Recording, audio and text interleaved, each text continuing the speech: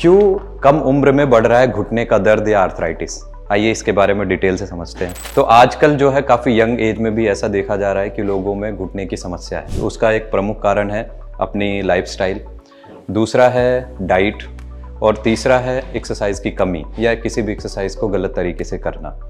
तो सबसे पहले हम समझते हैं कि हमारी डेली एक्टिविटी या हमारी लाइफस्टाइल कैसे अफेक्ट कर रही है नी जॉइंट को। तो लाइफस्टाइल में सबसे ज़रूरी हो गया है कि आजकल हमारी सेडेंट्री लाइफस्टाइल हो रखी है, एक्टिविटी हमारी कम हो गई है। लोगों में ऐसा हो गया है कि अगर हम एक्सरसाइज कर रहे हैं, फिटनेस के लिए कर रहे हैं, तो सिर्फ जिम पे ध्यान दे रहे हैं, सिर्फ बॉडी बनाने में ध्यान दे रहे हैं, stamina, muscle building, muscle strengthening पे ध्यान कम है। सेकेंड चीज़ होती है हमारी डाइट। आजकल processed food, junk food, natural food हमारी डाइट से मिसिंग है। हेल्दी डाइट मिसिंग है, जिसमें से प्रोटीन हो गया, कैल्शियम रिच सोर्सेज हो गए, ये हमारी डाइट से मिसिंग है। तो अगर आपके घुटने में दर्द है तो आप इस चीज़ को डिफरेंशिएट कैसे करेंगे कि आपको आर्थराइटिस ही है या किसी और कारण से दर्द है? तो जो आर्थराइटिस है वो कई कारण से हो सकती है। एक इन्फ्लेमेटरी आर्थराइटिस होती है, या तो फिर हमारी डिजेनरेटिव आर्थराइटिस जो कि मोस्ट कॉमन होती है, जो कि पेशेंट्स में उम्र बढ़ने के साथ साथ होती है, जिसमें कार्टिलेज वियर एंड टियर हो गया, पुरानी हिस्ट्री हो गई सर्जरी की या ट्रॉमा की, उसकी वजह से जो रिकवरी है उतनी अच्छे से हो नहीं पाती है या डैमेज हो जाता है जॉइंट। तो अगर जॉइंट में ऐसा है कि हमारा दर्द जो है रेगुलरली बैठने के उठने में दर्द हो रहा है, सीढ़ी चढ़ने में परेशान कर रहा है, हमारी डेली एक्टिविटी को परेशान कर रहा है, तो आर्थराइटिस की तरफ इंडिकेट करता है। अगर हमारी किसी खेलने के दौरान चोट लग गई है या रेगुलरली हमारे घुटने में दर्द रहता है लेकिन हमारी डेली एक्टिविटी को इतना अफेक्ट नहीं कर रहा है, तो उस चीज़ को डिफरेंशिएट करना रहता है आर्थराइटिस है कि नहीं।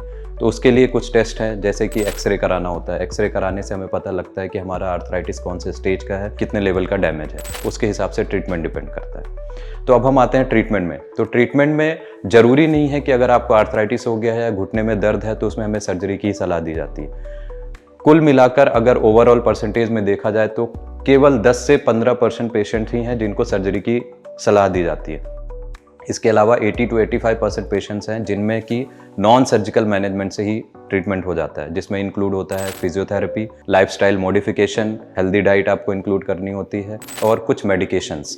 इन सब से आपका घुटने का दर्द थोड़ा ठीक होता है। अगर इसके बाद भी घुटने में दर्द कंटिन्यूस रहता है, आपकी डेली एक्टिविटी को अफेक्ट करता है, आपकी चाल बिगड़ गई है, आपका चलना फिरना मुश्किल हो गया है, तब हम उसमें सर्जरी की सलाह देते हैं। अब सर्जरी भी 2 तरीके की होती है। अगर आपका जो आर्थराइटिस है वो स्टेज 1, स्टेज 2 या स्टेज 3 है और सिर्फ एक ही कंपार्टमेंट घुटने का इन्वॉल्व कर रहा है तो हम उसमें पार्शियल नी रिप्लेसमेंट करते हैं।